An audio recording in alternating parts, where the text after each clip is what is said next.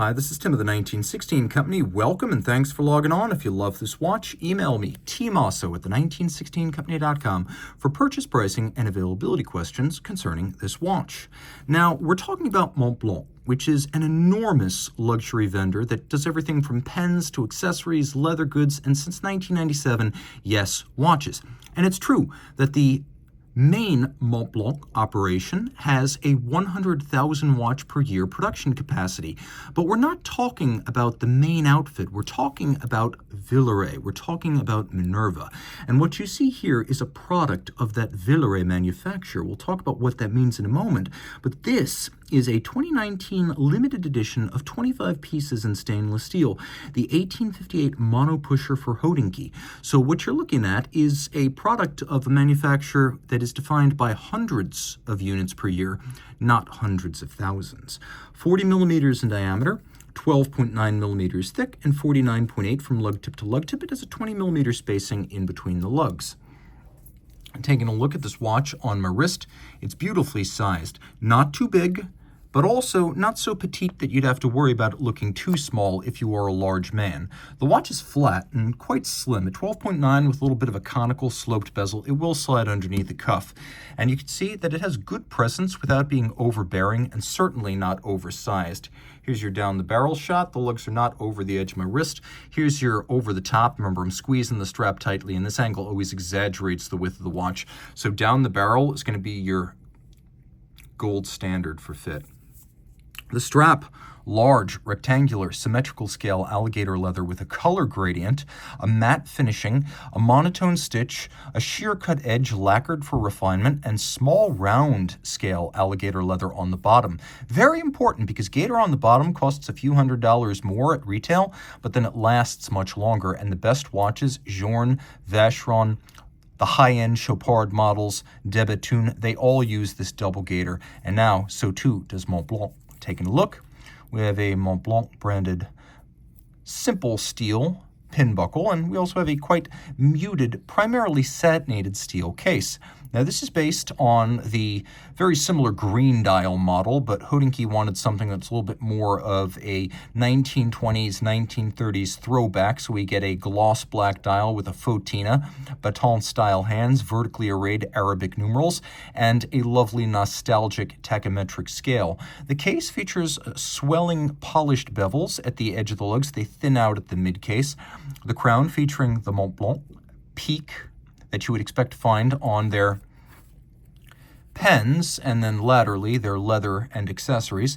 Monopusher, but notice the artistry here. Notice the faceting and the beveling and the differential finish of that Monopusher. The step, satin, polish, alternating finishes of the bezel, and then this immense vaulted glass box sapphire designed to look like a vintage plexiglass. Okay, Fotina, controversial, but as a color accent, I've always thought it is pretty effective. It is pretty attractive to the eye. So no, I don't love the idea of fake aging, and I don't wear pre-torn jeans. But you got to admit, the combination of black, steel, and that Fotina, it is a nice color trio. We'll do a quick loom shot, and you can appreciate that this is a very well-loomed watch. In fact, it's probably sportier than you think it is. Steel, fully loomed, and then on the reverse, you can see that this watch has 100-meter water resistance. So put it on a water-resistant strap, and you're good to swim. Of course, the registers, you can see sub-registers. We have running seconds. We have chronograph minutes. You could see that little Minerva signature after MB, so that's Montblanc, but then that's also Minerva. So the main Montblanc outfit is a 100,000 watch a year mass manufacture, but since the late 2000s, Minerva manufacture out of Villeret has been owned by Richemont, and Richemont almost immediately upon purchasing Minerva assigned it to Montblanc as the high horology arm of the expanding Montblanc watchmaking operation. And so whereas, of course, Montblanc can make 100,000 watches a year at its main factory, it's really just a few hundred a year based on movement capacity at Minerva.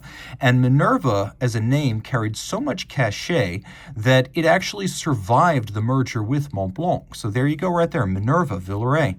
This is properly speaking, Patek Vacheron Holy Trinity level decoration. I would add Audemars Piguet in there, but AP generally doesn't finish its chronographs like this anymore, or any of its watches for that matter. 25 pieces for Hodinkee, circa 2019. You can see the Hodinkee dedication on the back. They kept it tastefully discreet. Individual numbering, that's 11, my lucky number. So you've got this dial with a tachometric scale and a monopusher. And by the way, this is God's own column wheel feel. The tactile sensation, outstanding.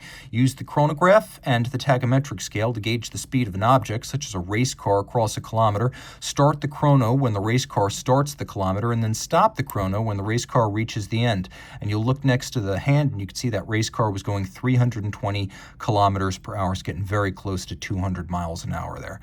The action, again, is divine. Flip it all over and you can really see where the money was spent.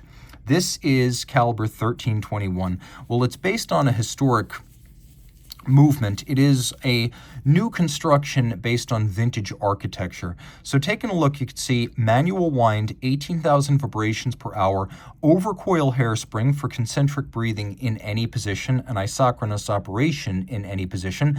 You got that 55-hour reserve, the overcoil, the 2.5 hertz beat rate, 22 pivot joules, and then the combination of a column wheel with a lateral clutch.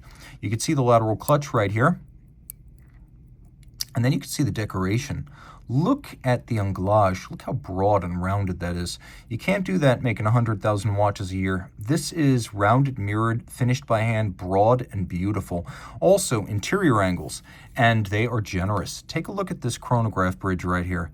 Take a look. You can see between the running center seconds and the minutes cog with the minute jumper spring adjacent. Look how deeply drawn that interior angle is.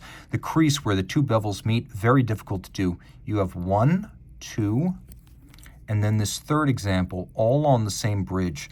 The stripes, though spare, are perfectly aligned across bridges. You can see that all of the jewel sinks are internally beveled. We have a mirror polished steel swan's neck fine adjustment mechanism. All screw heads are polished with their slots and circumference chamfered.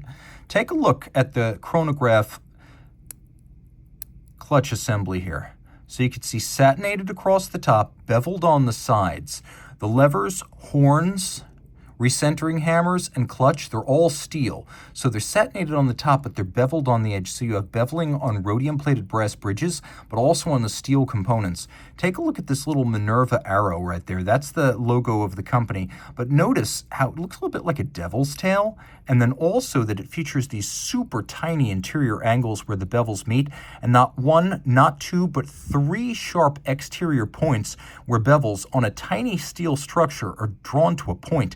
That is extraordinary. Now take a look at the ratchet wheel below that devil's tail. Take a look at that ratchet wheel, and also take a look at the crown wheel adjacent. Both of them feature micro-beveled teeth. You can't do that if you're rushing. Also note that both of them feature solarization. And the same is true, you can see on the various springs. They've been satinated on their tops and beveled on their edges. No detail too small. This is truly best of the best type stuff. A column wheel that feels and sounds as good as any dotograph on a watch that costs considerably less and gives you just as much. I venture to say there are quite a few more dotographs and dotograph up-downs in the world than there are of every version of these Minerva chronograph movements. Reach out to Team Mosso at the 1916company.com for purchase and pricing details.